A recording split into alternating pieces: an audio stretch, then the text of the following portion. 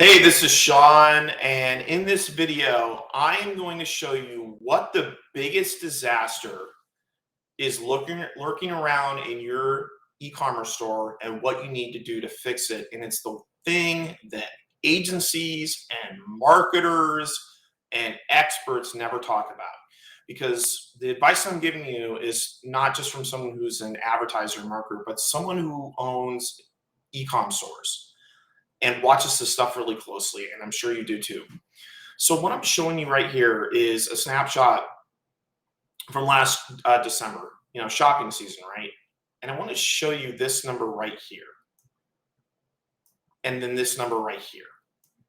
And I got to tell you, the biggest killer in your store is not your products.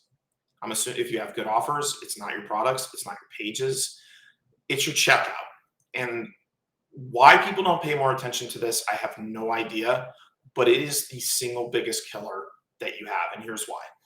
So during the month of December, I had 792 people go to my cart and only 194 got to my checkout. And out of those 792 people that said, "Hey, I'm really interested in buying this, I'm going to add this to my cart," only 96 purchased. Now, I calculated that I probably lost about $30,000-$40,000 that month just in losing customers. And you might sit there and say, well, that's why you get their emails and that's why you do retargeting. But that wasn't really the problem. The problem is we did a speed test on our Shopify checkout, and what we discovered is that sometimes it would take 20 or 30 seconds to load, and that is not acceptable. Like, people are not going to stick around and wait because they get scared, they get worried that they're getting scammed or something's wrong. It doesn't take much to scare people off. Even with the best of checkouts, you're still going to lose, you know, 70% of them, 50% of them. But there was a day in November, and I've showed a few friends this, where in a single day I had 106 people add to cart. I had about 70 of them go to checkout. The part where they start putting in their shipping details and they start putting in their payment details. And I had no sales. I got completely shut out.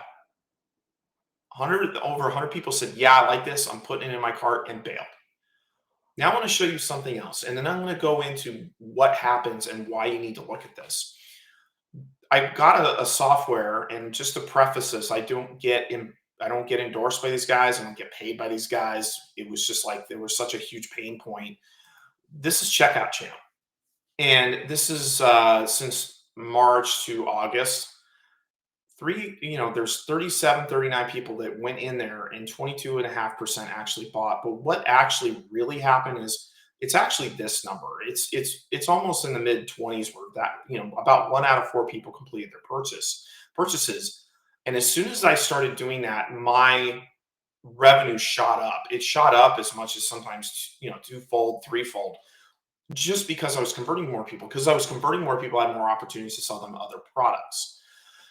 So I want to talk to you about this because what you're going to get when you see a lot of marketers and advertisers, like I'll see all this stuff about ROAS and everything.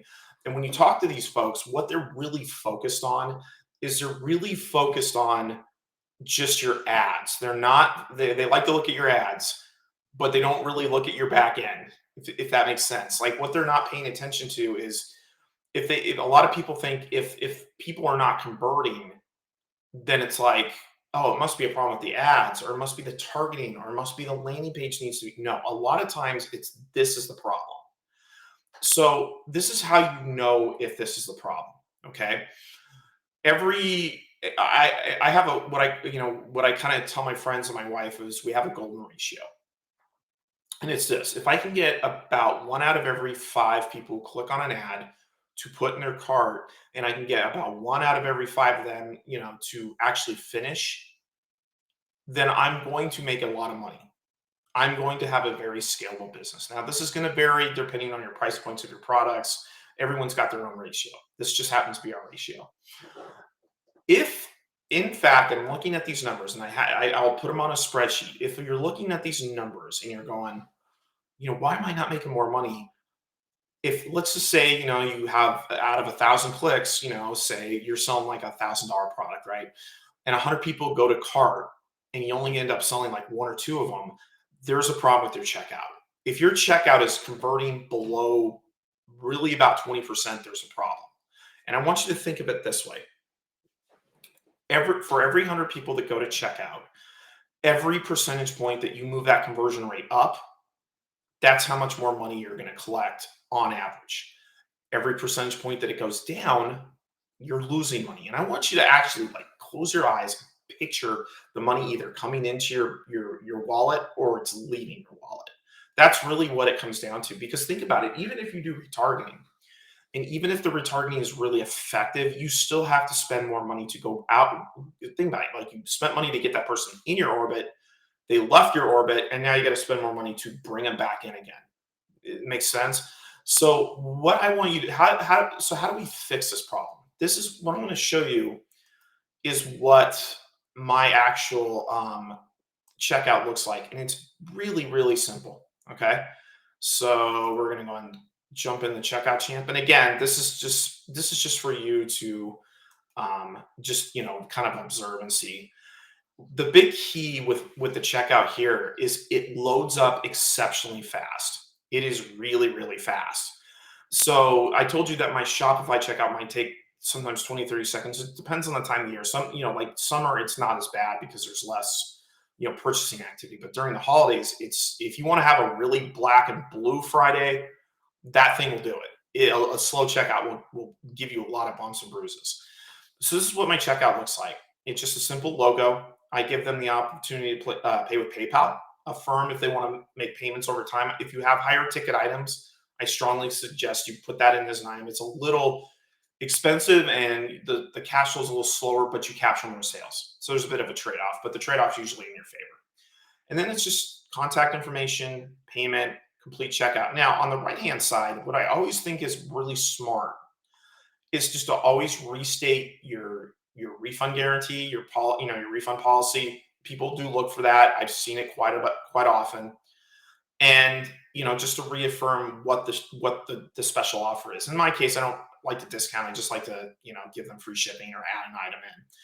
And then I think this is always helpful is to just put a few testimonials in. If you can see, there's nothing fancy here. It's not a beautiful design with lots of flowery imagery. It's just here it is. But it's fast, it's clean, it can autofill really easy. And that's what you want to have in your checkout. I don't care if you use Checkout Champ or Sam Card. It's whatever. Thrive Card is another one I've used. It's good.